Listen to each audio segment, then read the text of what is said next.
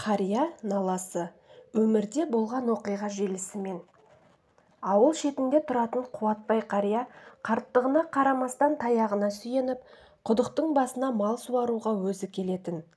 Қария суды құдықтан қауғамен тартып, науаны асықпай толтырып, сонан соң малдарын айдап әкелетін көрінеді.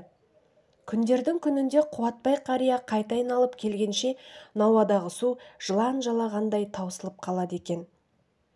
Қария қайтадан тізелері дірілдеп, күшін сарқып, 40 рет иіліп су тасып науаны толтырып қояды екен. Және бұл құбылыс күн сайын қайталана берсе керек. Бір күні Қуатбай қария мен әзірлеген суды кім ішіп кетеді деп науаны толтырған күйі орнынан тапжылмастан тосып отырады. Сол мезетте қотанның екінші жағынан қой сиырларын айдап Нәзипа шығады. Нәзипа осы ауылға жаңа түскен келін екен.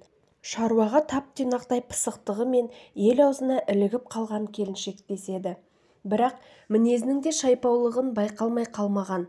Нәзипаның малы келе сала науадағы суды қойып кетеді.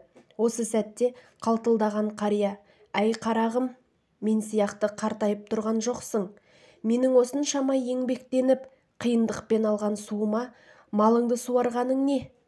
Менің малым су ішіп алғасын келсең болмай ма?» депті. «Әрі кет, сақалыңды ұрайын, қақпас», деді сонда Нәзипа шімірікпестен. Келіншектің сөз ұқпасын түсінген қария бұдан былай құдық басында малдары әбден суын ішіп болғанша айналшықтап кетпей құдықты торуылдаумен болыпты. Бір күні қарияның малдары науадағы суды ішпей үдірейіп тұра қалады. «Бұларға не болды екен?» деп суға үңілсе, судың бетінде қызылды-жасылды майды көреді. Сөйтсе, әлдекім тап-таза құдықты керосин құйып қойыпты. Кімнен келген озбырлық екені белгілі. «Құдайым-ай, атам қазақ су ішкен құдығыңа түкірме демеп пе еді?» деп қария қатты қамығады. Осылай құдық басынан жылап оралған Қуатбай қария үйге келген соң мүлдем отыра алмады. Шұғыл киініп, ат арбаға жайғасқан қария бәйбішесінің «Қайда кеттің?» дегеніне «Зиратқа» деп қысқа қайырды. Ата-бабаларының қорымына келіп, тым ұзақ күбірлеген ақсақал: «Сақалыма тискен пәлекетті өздеріңе тапсырдым» деп күбірлеп дұғасын аяқтады. Осыдан кейін көп ұзамай ауыл адамдары Нәзипа сал ауруына шалдығыпты деген хабарды естиді. Туыстарының апармаған жері қалмайды. Елде бар дәрі мен бақсыларды барлығын аралапты. Сонда да ауруының беті қайтпайды. Жамбасы тесілген Нәзипа тәубесіне түсіп қатесін түсінген болар.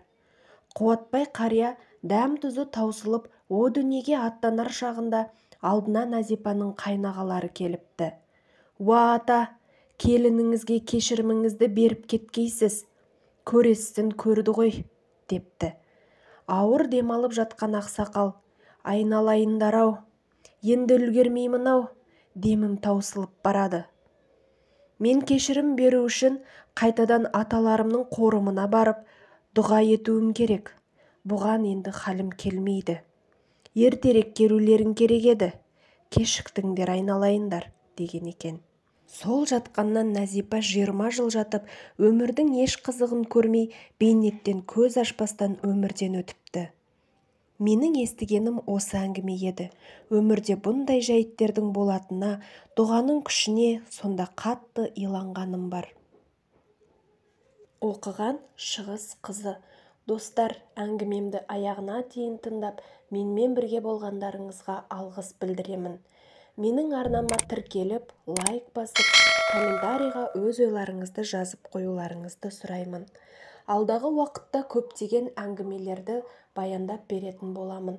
Жоғалтып алмас үшін қоңырауша белгісін басып қоюды ұмытпаңыздар.